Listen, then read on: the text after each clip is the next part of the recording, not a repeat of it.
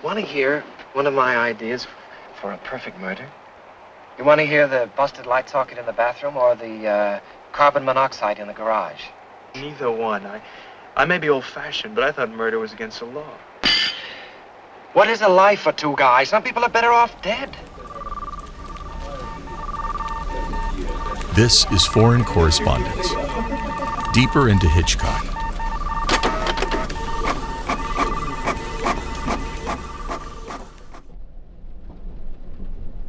We continue our chronological journey through the filmography of Alfred Hitchcock. We are teachers at the University of Warsaw. I don't know if we ever mentioned this, actually.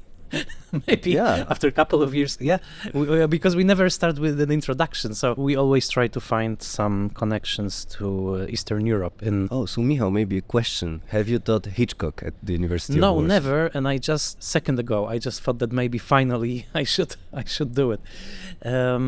Sometimes I just, keep things separate and don't connect them as well as I should. And we are about to talk about a movie about connecting separate lives into combinations that shouldn't take place. Strangers on the Train is the film that we are about to discuss in the 37th episode of Foreign Correspondence.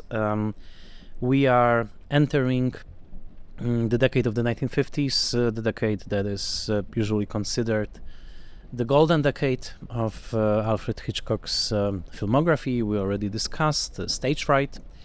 And now this is a very special film that we are about to discuss because reportedly, as Alfred Hitchcock started shooting this film, he said to his crew, "This is my first real American film." Reasons for this we may try to discuss during this episode. Probably it has something to do with David Selznick and with other turbulences. However, this is a film that is not only American, it is set largely in Washington, D.C. So we may discuss this element as well. It's adapted from a novel by Patricia Highsmith, and it's adapted by another giant of noir, Raymond Chandler. So here's an interesting... At least he's credited. He's credited, yes. How much was his real work? We will discuss it as well, but to have those names in the credits is it's a wonderful combination of two major talents. So, let's start. This is a story of a tennis player named Guy. He's played by Farley Granger, who meets a stranger on a train. The stranger is named Bruno. He's played by Robert Walker, who makes him an offer of swapping murders, crisscross.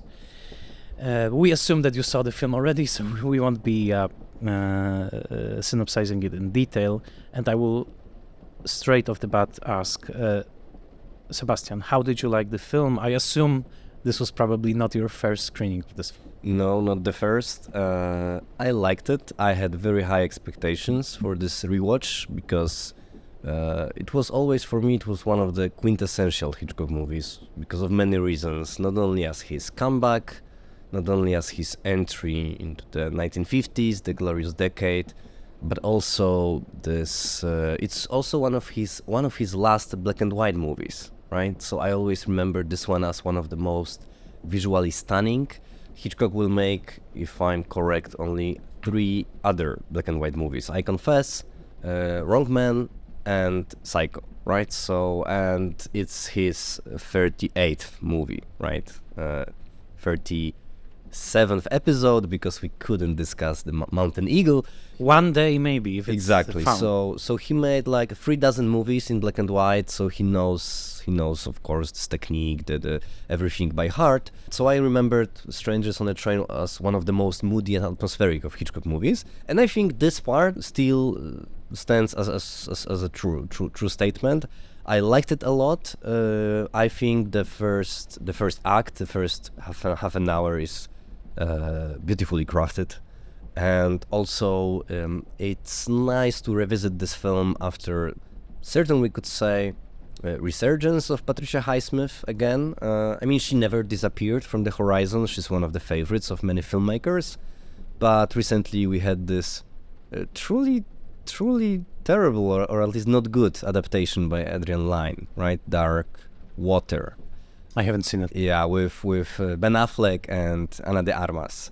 It was also Patricia Highsmith adaptation, and recent documentary Loving Highsmith. It gave me some background, so I also approached this film not only as a Hitchcock film, but also as a Highsmith debut. Right, this is pretty amazing that this film was made 1 year after she published her novel, so very, very fast. Like Hitchcock just spotted that and like immediately decided to adapt it. So I think it's very interesting. But generally, I'm also interested in your opinion about Strangers on a Train. I think it's a very good one. What do you think? Yes, I was shocked when I watched this film because I loved it years ago, and I watched it many times, but I haven't revisited it in a while. I didn't like it, and it was, I always say, maybe it was something I ate, maybe it was, the blood sugar on that day. Appreciation of films is a mysterious act, and we never know.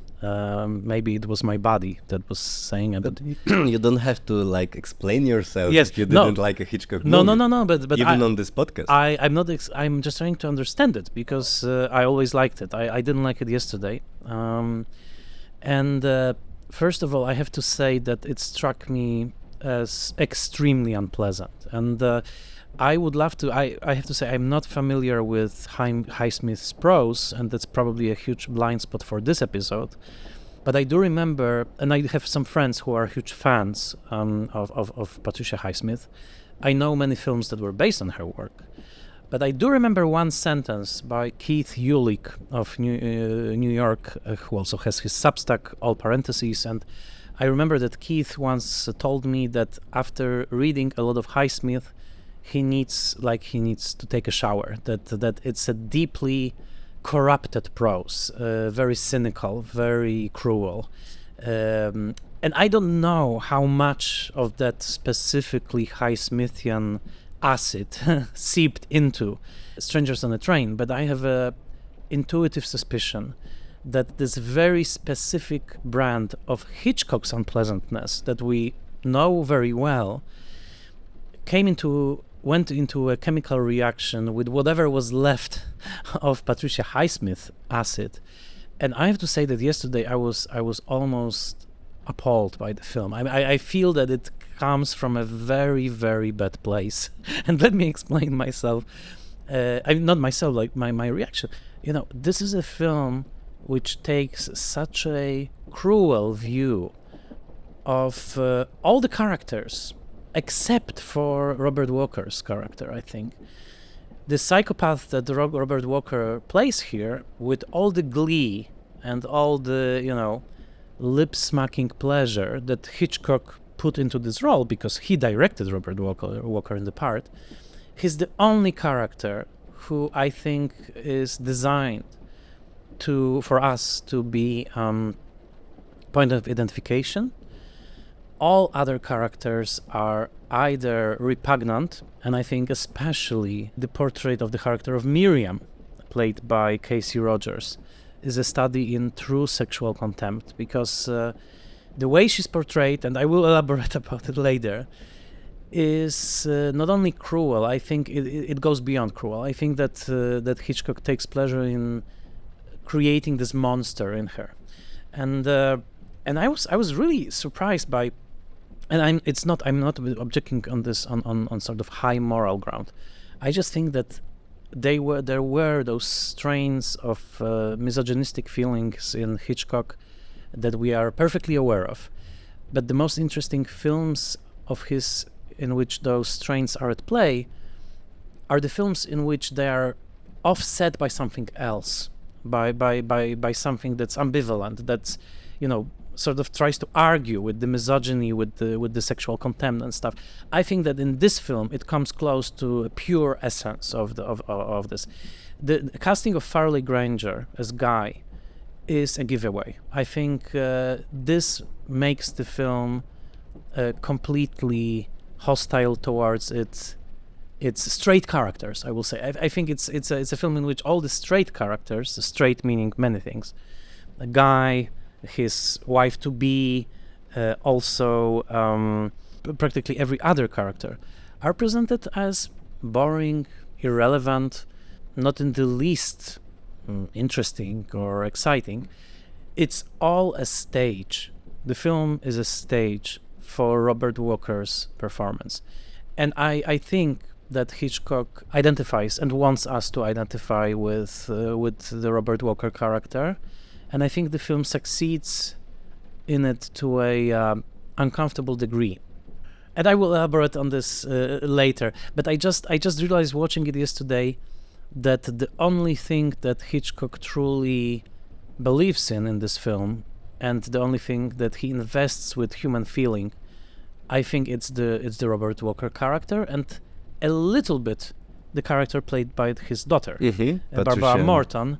However, I will argue later that I think that the film is also set against her. It was a very, very, very unpleasant experience for me. That's great. Very, very interesting thoughts. But so you would say that the difference between Strangers on a Train as a movie showing the world as a foul stew, and Shadow of a Doubt is the lack of a character like young Charlie, like some. I don't want to simplify your argument, but basically in Shadow of a Doubt, which is like in a way similar, it's like observation of Philip Scarry that Uncle Charlie and Robert Walker's character are two princes of dark energy, right? It's obvious. And she connotes, some kind of innocence, purity despite the danger and evil and so on. And here it looks like we don't have such a character. Maybe Patricia Hitchcock's character, invented, by the way, by the Hitchcock team. There is no such a character in the novel, as Barbara, sister of Anne, the wife-to-be of Guy.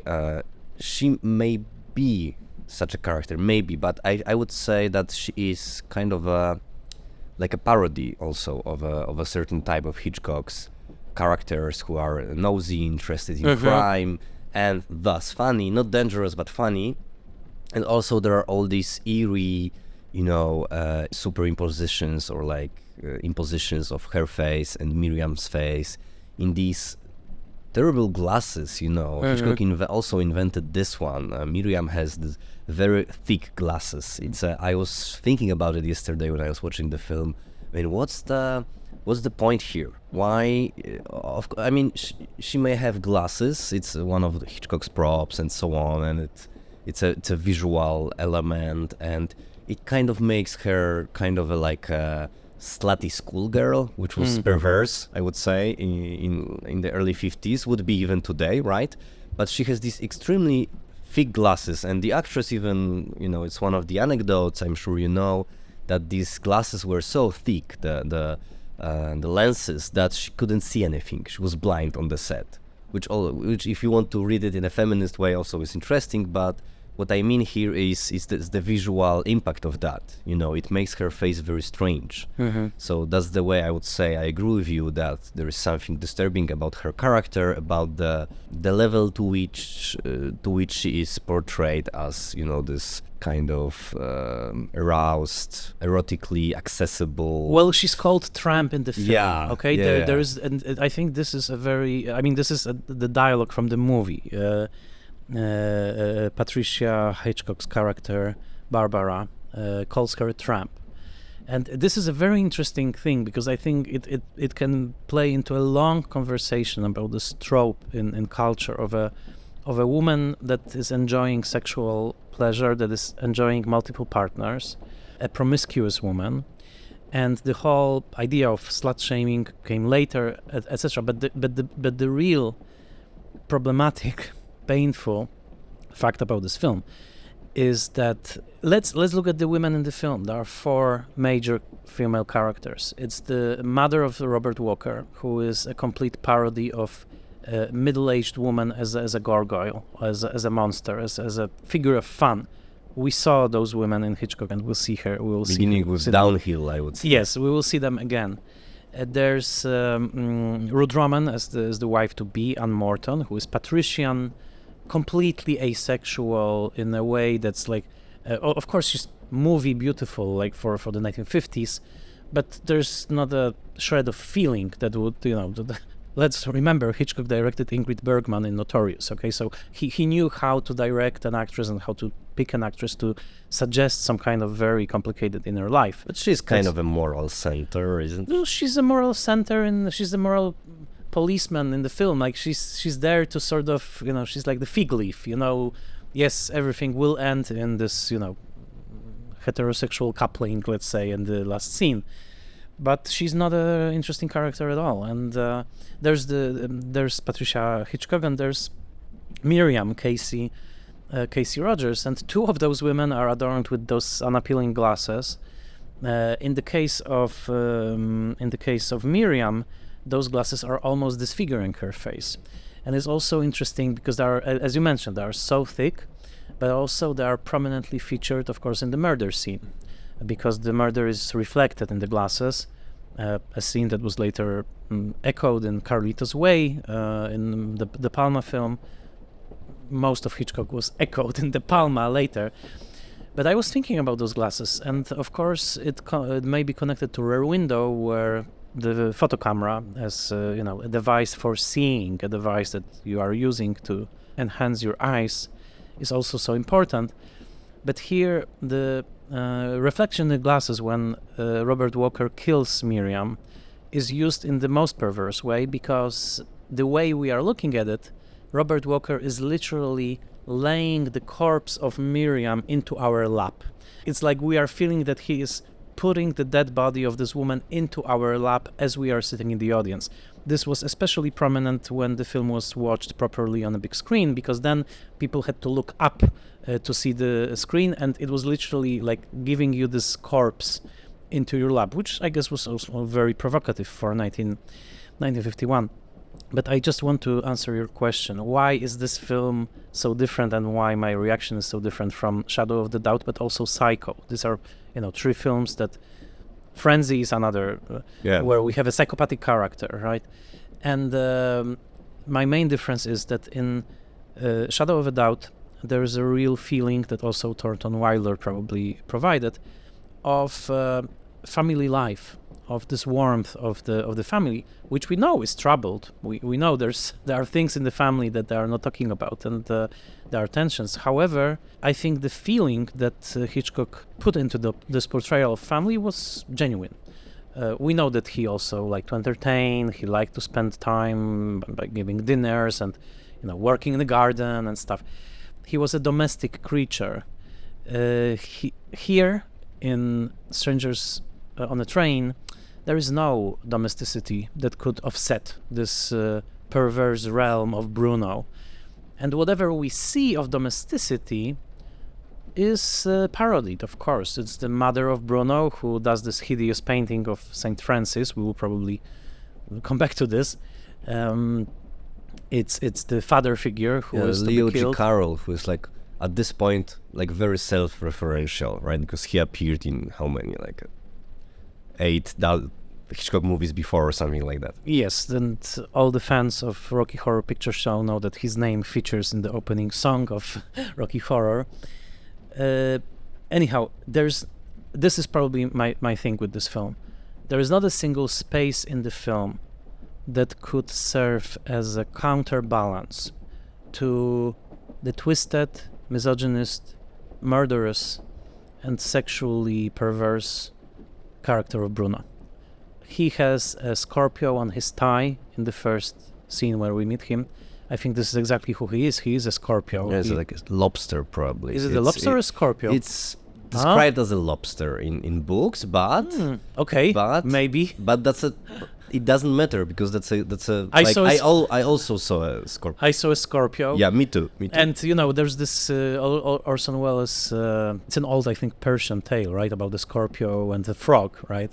That Scorpio is offering a frog to carry it over the river on its back, and then he stings it, and the frog says, "Oh, but you will die too. This is my nature," right? Scorpio says, and I think Bruno's nature is exactly this. Like he's this almost like a spiritual evil, like he's this ghost or sprite or puck or whatever it is. And I don't know. It's not, I will never say, oh, Hitchcock was morally wrong to do this. I'm just saying that spending 100 minutes in a universe of Bruno with this strange affinity that Hitchcock has for this character, I found it very, very difficult. And this is it just struck me as a morally ugly film this time. So could we maybe reframe this film as a trash? No, I don't think so. Even despite the performance of Robert Walker and this, let's say, super dense, cynical universe or world. Yeah, these are good points. What I would add is I would like to answer your question about Patricia Highsmith, right? Because I'm in the middle of Strangers on a Train. And of the book. Yes, of the book. And before I've read A Suspension of Mercy, one of her, I think, lesser known, let's say, beyond the Ripley canon, but a book about a frustrated screenwriter, who kind of fantasizes to kill his wife, and then something in that vein happens, let's say. But there is this element of fantasy to kill a woman who, which is, of course, it's obvious that part of this fantasy comes from our own impotency, right? From our own despair and lack of ability to kind of, live well, right? This is the transference of anger from the male character towards the woman, right? So and it's a very interesting novel. I really enjoyed it. But Strangers on a Train, it's her first book, 1950. And her background, of course, is very interesting. Her biography, we can just briefly say a few words about it. But 1950, she's a woman from Texas. That was very interesting. I didn't know about it. And, me neither. And this novel is partially set in Texas, as far as I know. So I years ago, I thought because her name is Patricia Highsmith, it sounds so British. I was sure she's a British writer, like years ago, right? But she was from Texas. She relocated to New York, and of course she was gay, and that's very important. Also because she published Carol under a different name. The Price of Salt. Yes, The Price of Salt, and so on. And of course we will for sure discuss homosexuality in Strangers on a Train. But to answer your question about this feeling of the need to take a shower, which there are a few writers, I think, who require us to take showers after reading. I would say there are some of them. So, and I would say she is certainly one, because in her interpretation, in her vision... Let's take a shower in the Bates Motel. Yes, exactly. In her vision, Bruno is an alcoholic. He's nasty. He's repelling. He's not a suave, charming Robert Walker. That's the biggest change that Hitchcock made. So when the conversation between them, it's like many pages, and it's really this feeling of being kind of dirty really appears quite early, because the character of Bruno is really disgusting, and I would say there is this vibe of Heath Ledger around his Joker performance, right? There is this over the top nastiness. I also wrote down Joker. Yeah. So there is this element, or Kieran Culkin from Succession in a way, in just like this sexual perversion coupled with amorality, cynicism. So it's very strong. I was very much surprised that it's this novel was published without, let's say, problems. And I was also surprised that the element of pregnancy made it to the film, right? Miriam is pregnant, not with Guy, not with her husband, but with some another man that we don't even get to know in the film. In the novel, she has a miscarriage. That was too much for Hollywood, but there is this element which also makes this film, I think, very risque, I think, for 1951. But yes, there is this feeling of ugliness in the novel, and I think Hitchcock makes it more elegant and more, let's say, more dandy than it is in the novel. So I would say there is still this maybe some kind of communion of souls between between Patricia Highsmith and Hitchcock, as she was saying in interviews. The theme of guilt, of confession are super important for her. She was describing Ripley novels, but basically, of course, Hitchcock could say something like that as well. These are also his two great themes. His next movie would be I Confess, and of course, guilt is there everywhere. So definitely there were similarities. I think he never again decided to adapt her. That's his only adaptation. Quite loose, of course, but this let's say rotten center that you are describing, it is in the novel. But my question about trash was only, is the eternal question: how seriously should we treat strangers on a train, right? As a moral parable, or maybe as a another wicked trashy Hitchcock? I don't know, because the class element is also very interesting for me here, right? One may wonder why Guy married Miriam in the first place, who still the only scenes in which we see her, she's like a schoolgirl, right? Going to the amusement park with her friends. She's working in a record store. Yeah, record store. But it's like, but also it's one of these jobs that usually college students take, in the US and so on. So she's like from totally different world. It's difficult to establish any kind of connection between her and the guy. But on the other hand, the famous scenes on a train, these two scenes, let's say, or one, the one in the like this dining car or this public space, and the one in Bruno's compartment, like he's taking Guy to his lair, let's say, and his shoes are the very front of the frame in one of the shots, right? He's this domineering figure. I would say these are the most sexy and most entertaining scenes in this movie. Their conversations, of course. Guy, in Farley Granger's interpretation, he's not really responding, right? That's another, I think, interesting question. I agree with you that there is some weakness in this casting. Hitchcock wanted William Holden, right? Yeah, but it's difficult for me to imagine this film with William Holden. But it's not that difficult to imagine it with James Stewart, I would say. It's interesting that, James Stewart, who, of course, we will come back to, that was the time when he was already playing this bruised ego of American malehood or manhood in the 1950s, all those westerns by Anthony Mann and, of course, Hitchcock's films. And I just think that choosing Farley Granger really keeps this film stuck in this very strange territory, because he's not a very good actor. That's one thing. He has this strange blank beauty about him, like Sal Mineo or somebody. I don't know. But he's I don't know. I always have a feeling that he was scared on the set of the films. Like that he was, as an actor, that he was scared to act in Hitchcock's films, maybe, I don't know, to go too far or something.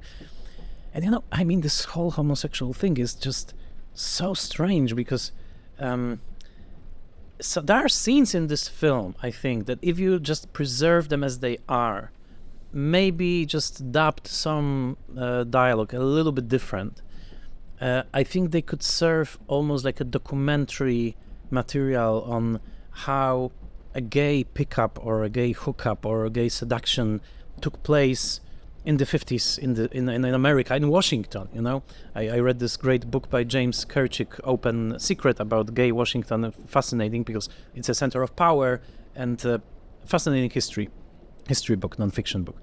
And here are those Washington locations used very well in Strangers on Train, but they also bring in this sort of Greek theme, because there are those classical buildings, with Greek columns, and so we are in quote-unquote American Greece, right? And Granger is a bit like a and Granger, character. Exactly, and Granger could also, I think, especially in those years, he could play like convincing Greek character, and I was watching this film, and I like felt this is like this homosexual amusement park, like with Highsmith and with Hitchcock, who was so interested in those themes. We know it because he made Rope, for God's sake.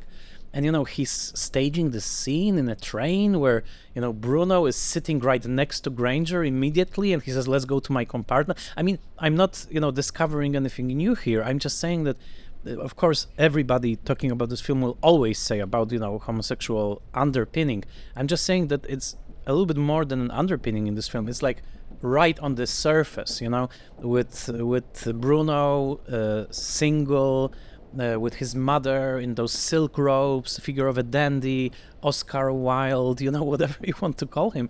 So I would say that he's probably more successful in being an amoral character than the two boys from Rope. He really pulls it off, like he's really like doing whatever he wants. And they were too much. Yeah, exactly. But there you had James Stewart, who was bringing this like moral gravity to it all, right? No, Brandon, you are not part of society, right? Here you have Leo Carroll, who says about this Trump, she was a human being, which is one of the funniest lines in the movie. Yes, but it bears no moral weight. I mean, the film gravitates toward Bruno, and I have to say, always when I watched this film years ago, I thought that this beautiful set piece is, of course, this whole sequence in the amusement park, right? With the jolly music and this, carousel and the laugh tunnel or whatever.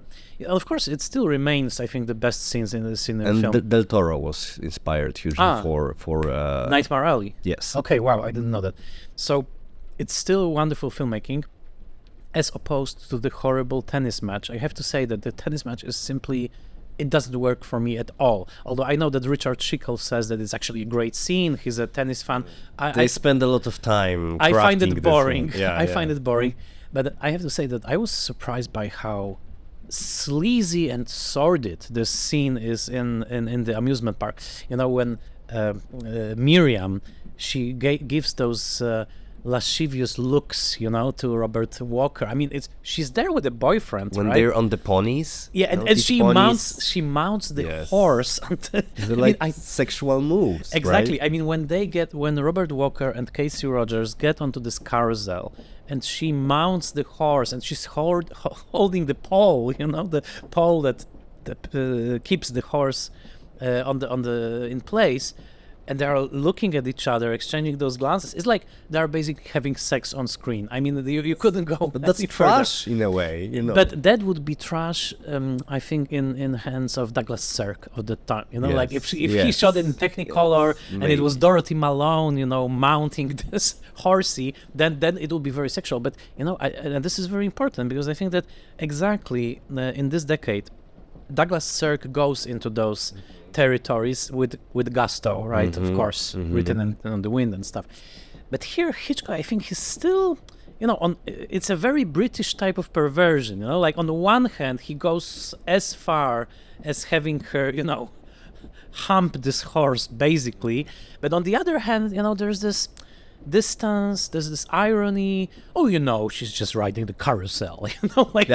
Censors do not register anything. Exactly. Wrong with He that. would never do something as let's say, he would never become this decadent Berliner the Douglas Sirk was. He would never give, Dorothy Malone this oil derrick to fondle in the last scene. So I'm just saying, the problem for me is that the perversion is there and it's boiling over, but it's constantly kept by this lid of this British irony, of those jokes about murders, everything that we already know from Hitchcock, of course. Those stories that Patricia Hitchcock says about, did you hear about the murder? And I find the mix just very, very distasteful. It's not a potion that I would like. I would also add at the moment, which I love, which I didn't remember from previous screenings, the one in which Miriam's friends are trying to hit the jackpot with this mallet. Yes, and then Robert Walker, who we know is like a dandy psychopath, he comes, and in this scene he's like a 100% male. It's a fascinating scene. It's a great scene, and it's also shot in a very sleazy way, with her looking at his power, and it's like also phallic, even and I think you can go as far, and I'm sorry, but I think that when the point hits the bell, I think it's like a figure of orgasm. Like she was hit in the sweet spot. I'm so sorry. No, and she does. She really does. I think it is there. So that's why I think this sequence is brilliant because on the one hand, and it's also interesting what censors didn't like in this film, right? On the one hand, there's, nothing happens in this sequence. So I would say it's brilliant in this trashy way. And it's long because And we it's keep long, yes. with the murderer, we keep with the stalker. I don't know if there was ever a scene before in Hitchcock or in cinema where we would stay with the murderer for such a long time and basically, become accomplices in this stalking. It's not in Lang, it's not in Hitchcock before, I don't think so. There's a kernel, a seed of the horrible rape scene in Frenzy. I think it's here. Bruno strangling Miriam. I think it's the seed of this horrible sequence in Frenzy. But we will of course talk about it later. I just want to point out one piece of dialogue which tells you exactly how I think sordid and sleazy this scene is. Miriam says, or one of the girls say, before going to the laugh tunnel, "Oh, let's get some popcorn." And the other guy says, "Oh, it's not fun necking with a mouthful full of popcorn," and you suddenly have this image, of them like necking in this laugh tunnel, like in the dark with popcorn in their mouths. I mean, it's really, really sordid. That's the word, And I'm not condemning the characters. I'm just saying that you can feel Hitchcock sort of touching this stinky matter through his velvet glove. How about some popcorn? I can give up popcorn. For you? Yeah. Oh, it's no fun necking with a mouthful of popcorn. Come on.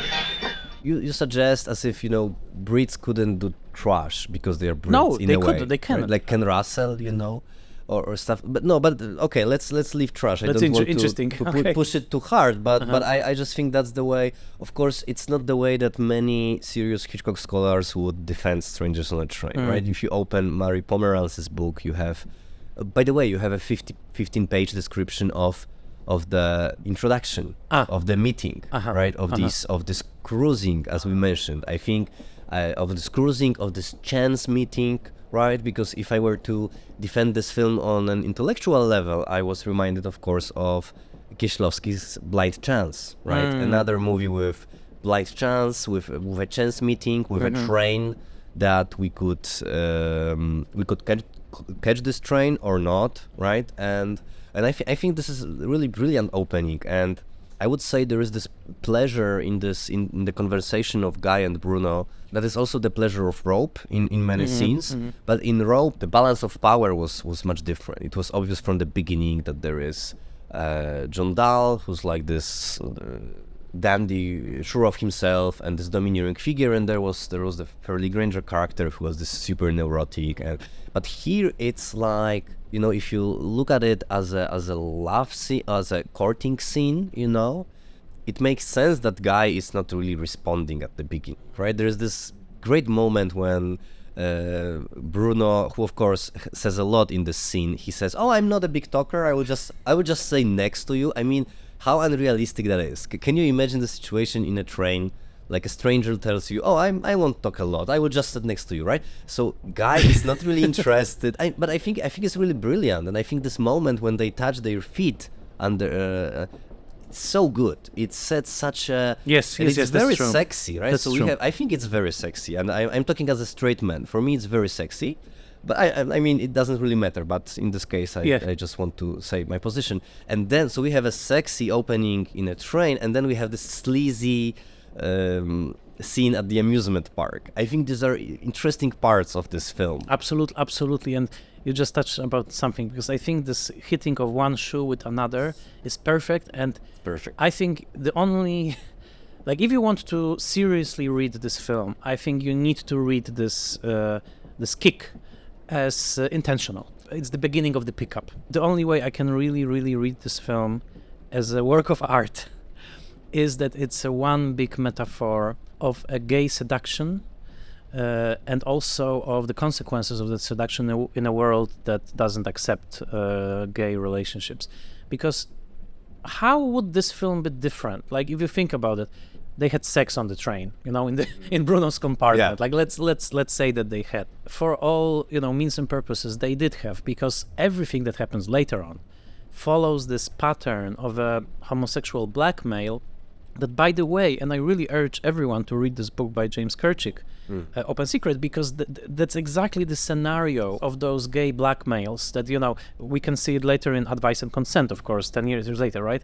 A politician has a gay, second life, and then, a blackmailer appears. And here, when Bruno stands on those steps, and he reminds him that, we have this special connection, I think that's, and, with Highsmith in the wings, let's say. And My Son John coming 1 year later. Exactly, My Son John. I mean, I think it's very, very, very present.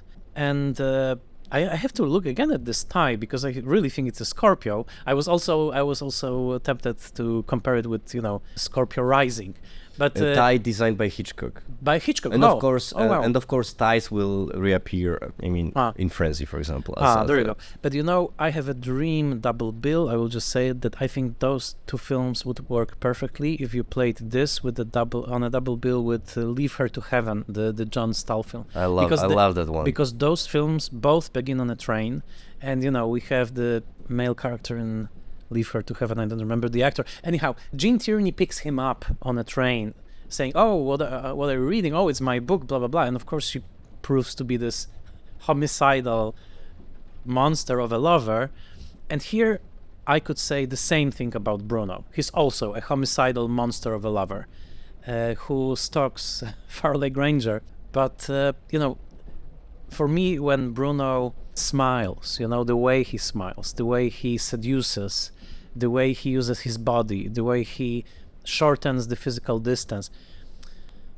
I don't know what Hitchcock was thinking when he was directing those scenes, but I think he was trying to confront something, maybe within himself or, within people that he knew, that he was so fascinated by and so scared of, that he put this into this character.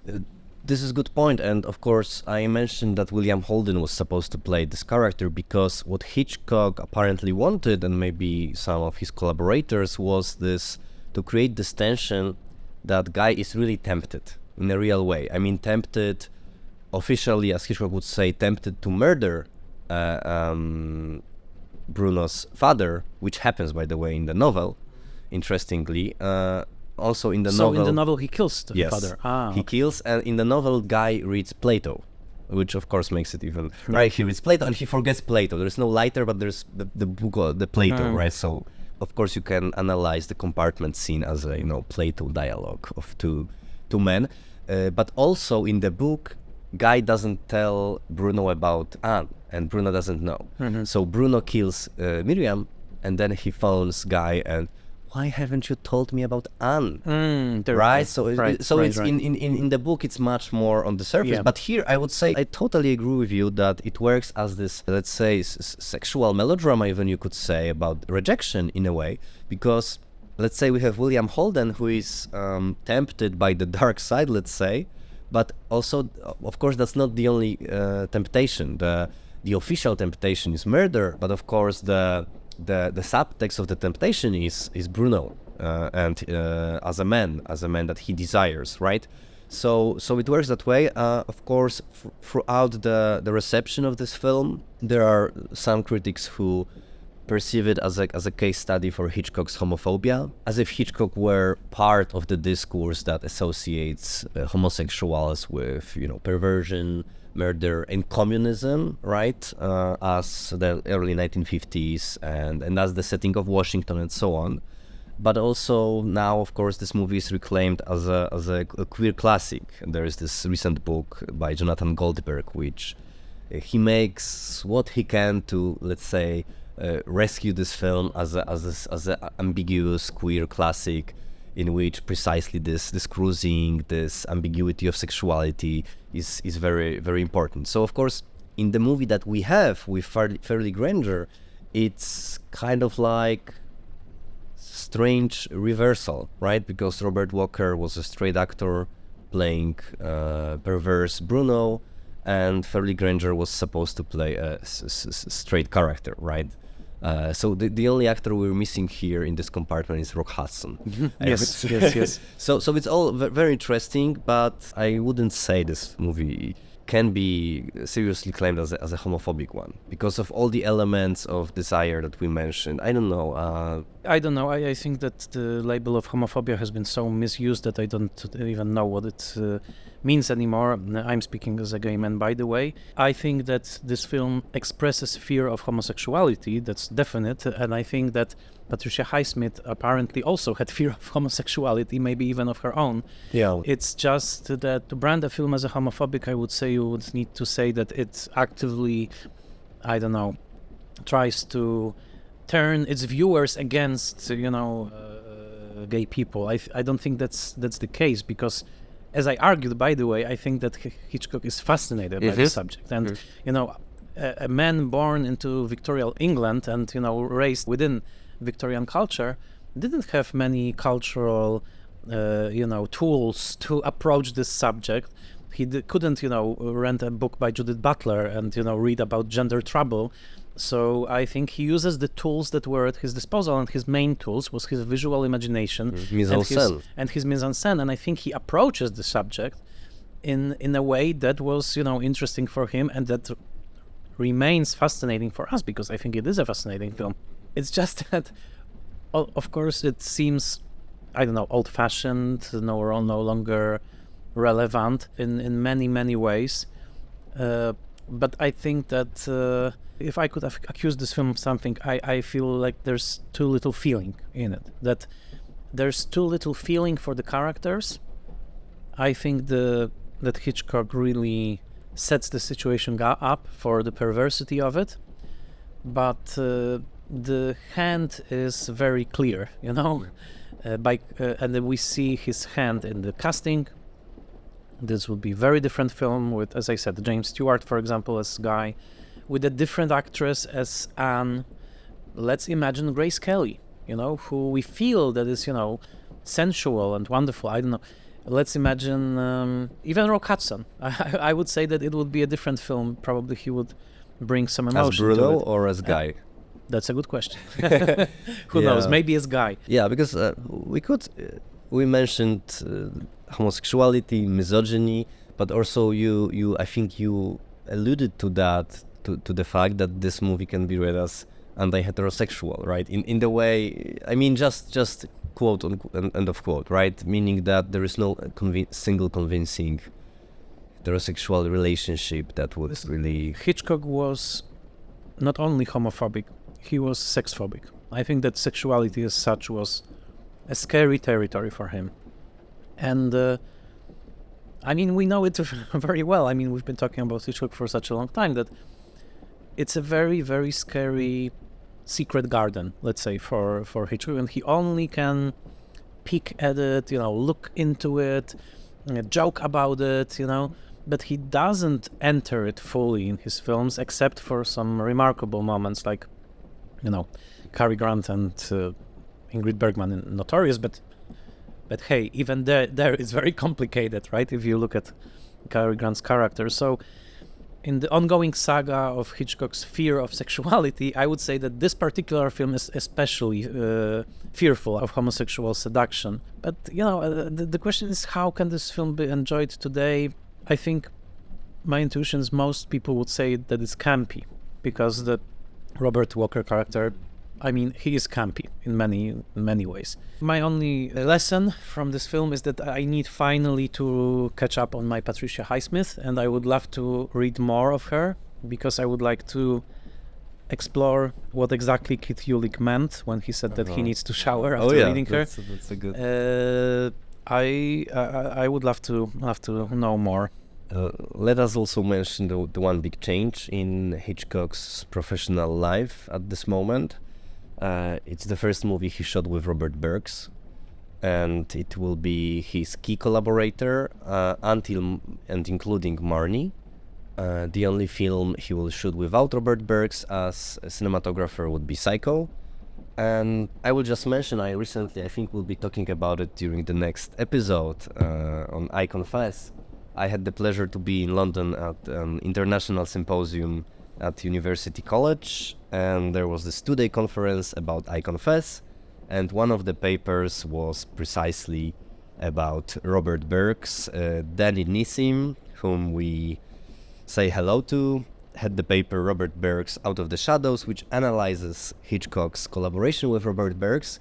Interestingly, and maybe it's not a surprise, Hitchcock wasn't so keen on attributing some effects or discoveries or choices to Robert Burks. In interviews, he rarely mentions him, but he was definitely one of the key collaborators, as key as Bernard Herrmann or even more, right?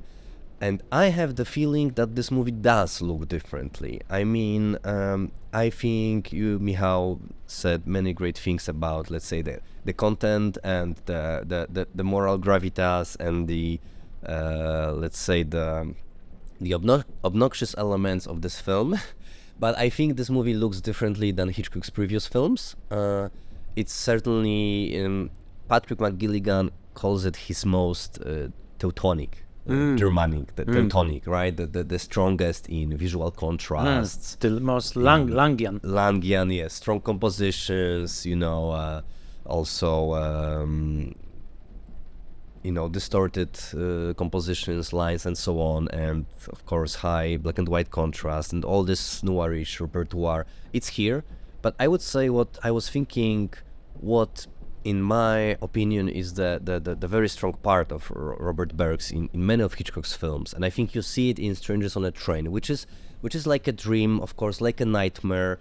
It's highly abstract in many moments, but also there is this matter of fact element to his cinematography, I think, which really makes it interesting. Precise. It's yes, very precise. It's very precise. That's true. It's very clear, and you have that plus you have this noirish baroque, and I think that's a very interesting. I agree. I never combination. I never thought about this in those terms, but there is this clarity, this precision, and simplicity also. And we will see it emerge more in the films that are coming. Yeah. I just imagine something because David Thompson wrote this wonderful book, Suspects, many years ago, where he imagines. It will be, by the way, my dream to invite David Thompson onto this podcast. But let's do it. Well, let's try. But who knows? Well, Universe, can you hear us?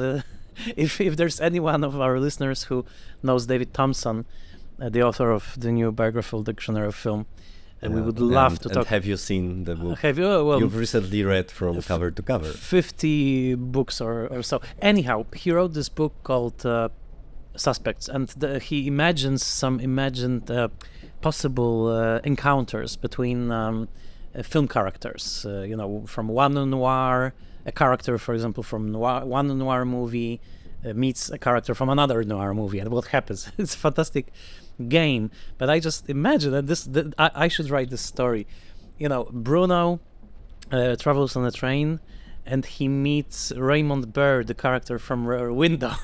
because of course Raymond Burr was gay, the actor who played Torvald in Rear Window, and of course Torvald wants his wife killed, and I think Torvald would be very eager to make a very interesting deal with Bruno. Crisscross in more ways than one, I would say. So I can imagine that happening, but just I'm not only joking. Those films are 3 years apart, so it's exactly at that time where Hitchcock is pondering American life, American manhood. So I would say that How to Kill Your Wife, right? It will also be the theme of Dial M for Murder. Dial M for Murder, exactly. So except for I Confess, this is his preoccupation for the next 4 years. And I have to say, I congratulate you on this visit to London. I couldn't go, but this is not only something wonderful for you and for us, but for this podcast, it's a major step, I would say, that we sort of entered through you, this symposium, speaking of Plato, of Hitchcockian scholars. I know that you spoke live with people like Laura Mulvey. Yes, about the Polish reception of Hitchcock, but let me just... No, but I just want to say that I hope that this is a sign for us, that this podcast will reach new listeners, and when we were starting it a couple of years ago, I think really we were dreaming that one day one of us will be talking to Laura Mulvey about Hitchcock. So I think it's a big thing for this podcast. It's truly amazing. I mean, meeting her was truly amazing. I would like to thank Stefan Dackett, who was responsible for organization of the conference and who was a lovely, caring presence throughout the conference, and to Charles Barr, who unfortunately wasn't in good health at the time of the conference. We are sending our regards and we think about you very warmly. Absolutely.